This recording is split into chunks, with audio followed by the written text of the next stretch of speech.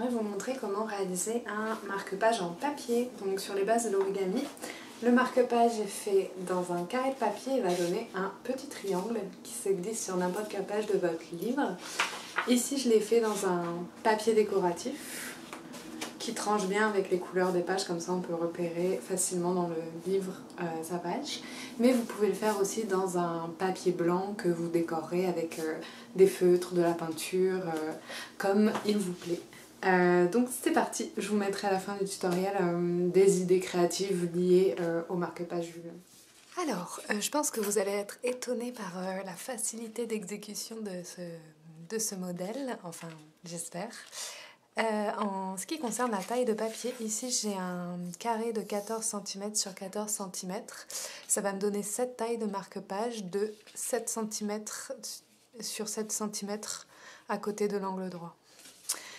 Donc je vous laisse faire vos petits calculs en fonction de la taille de marque-page que vous désirez.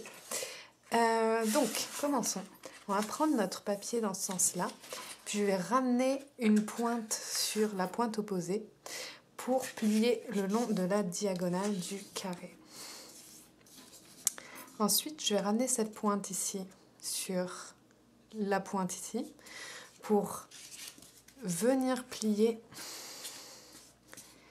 ce côté de cette manière, aligné avec, on va dire, la ligne médiane de notre nouveau triangle, donc de cette manière-là. Puis on va faire la même chose de l'autre côté. Cette pointe, on va la ramener sur celle-ci et ça va nous faire un carré plus petit que notre carré initial, de cette manière-là. On ouvre les deux plis qu'on vient de former. Puis là, vous allez voir que ça se sépare en deux, vu qu'on l'a plié précédemment, donc au tout début. On va juste prendre la feuille du dessus, enfin le bout de feuille, et on va ramener la pointe au croisement ici des deux plis qu'on vient de former.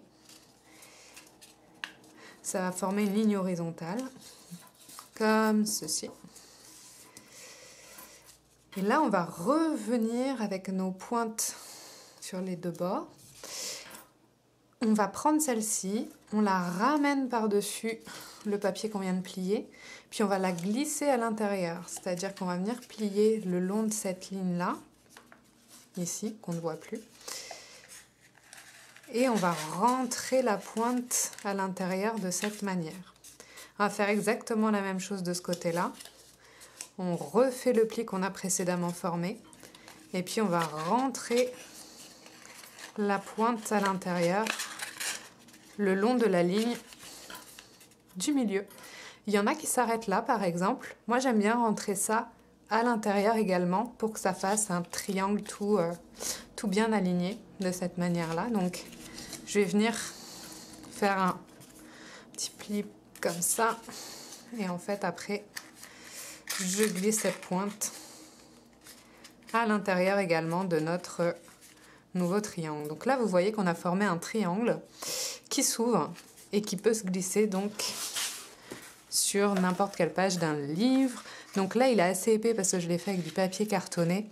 Le précédent que je venais de faire, il est fait avec un papier beaucoup plus fin. Je vous laisse expérimenter. Il y a des pour et des contre des deux solutions. Moi, je préfère le papier fin, mais le papier cartonné, finalement, permet de faire une marque plus notable, si on peut dire.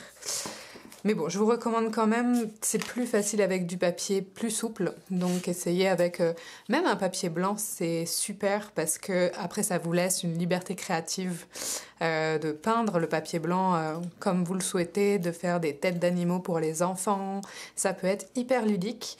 Je vais d'ailleurs vous mettre juste après des photos d'idées de création à base des marque-pages ici.